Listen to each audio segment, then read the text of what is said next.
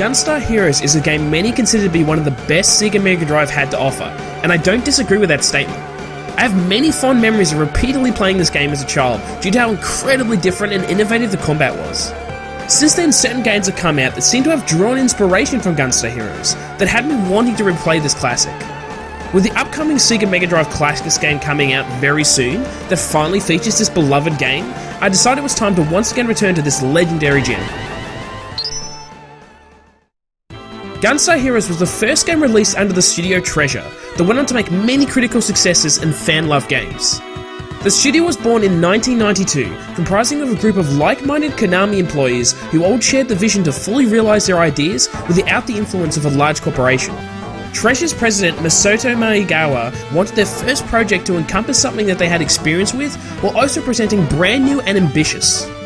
With staff that had a history of working on the iconic Contra, the run-and-gun genre was decided upon for this innovative new game. Late in 1993, Gunstar Heroes was released for the SEGA Mega Drive and Genesis, and was praised for its gameplay and style, with EGM awarding it the best action game of that year. Having returned to it now, I can say it well and truly holds up.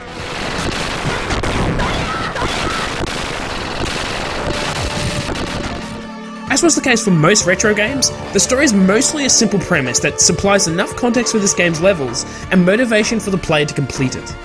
The Gunstar family are protectors of a planet that hosts 4 powerful gems that can be used to release a destructive machine, the likes of which a vicious dictator wishes to control.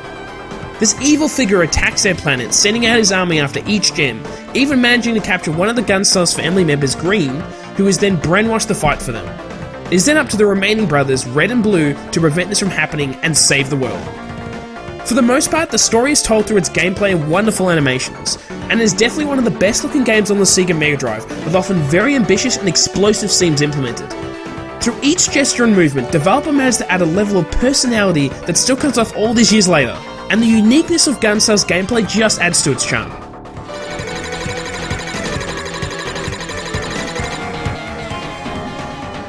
Upon commencement of the game, you have the option between playing as Gunstar Red or Gunstar Blue. Rather than merely a cosmetic choice, the decision between these characters determines whether you can shoot while running or not. Red offers the ability to freely shoot, where Blue removes that option, but grants extra angles to shoot at. Personally, Red is my favourite choice, as being able to dodge while shooting is far more beneficial than precise aiming, especially when you consider this game's swappable gun mechanic. There are 4 different ammunition types, each with their own unique stat and visual design. Force offers rapid and continuous fire, Lightning goes through enemies, Chaser homes in on a target, and finally Fire burns through close encounters. By themselves there is nothing particularly groundbreaking, but you're actually able to combine your initial ammunition with another to create even more powerful combinations. This includes itself to make an even more deadly and effective version.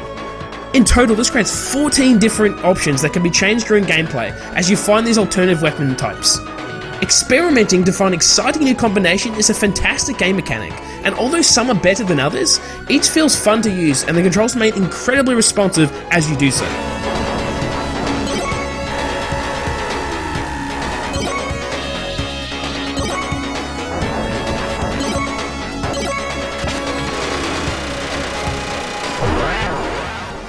This isn't the only innovative gameplay mechanic though, as it's also possible to initiate physical confrontations with your opponents by throwing them or jumping up and kicking. Often using these attacks under the right circumstance can deal a ton of damage, and used in combination with the customizable weapons creates an incredibly fun, frenetic action unlike many others in the genre. On top of that, you can tackle the first 4 stages in any order you wish, all of which greatly differ in the challenge they present.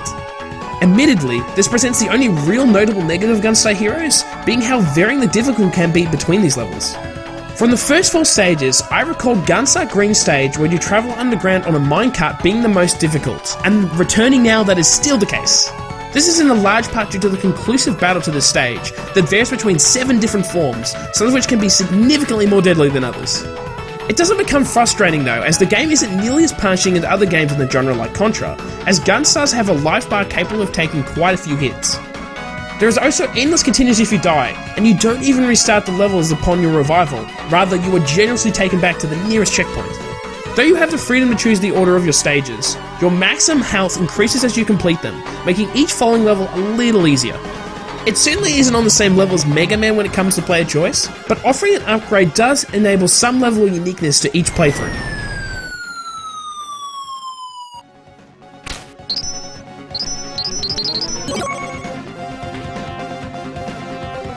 Every level is full of surprising and wonderful confrontations, with bosses varying in creative ways for the same stage. The pure diversity of each boss encounter, attack and design amplifies the enjoyment and challenge of defeating them. My personal favourite is the fourth option, Black Stage, that ends with a board game in which you must roll the dice to determine who you will challenge. This is by far where some of the most interesting fights and missions take place, and by adding the randomness to which one you land on, creates the most replayable level. As Gunstar Heroes supports a 2-player option, this board game section was the one I recall returning to again and again as a kid, constantly challenging my brothers to see who could reach the end first. For a co-op multiplayer mode, it's an absolute blast, given the option for both players to take the same colour and control scheme, and also granting infinite relives by sharing the surviving player's health. There's also the ability to chuck your partner to damage your enemies you face, or to simply playfully harass each other. The second player can jump in at any point regardless of how you start the game, and this pick up and play really makes this game one of the best co-op SEGA Mega Drive games, as well as just in general. By the time you reach this game's conclusion, you'll want to play it all again to see how effective other gun combinations are, and to clear all the board game tiles.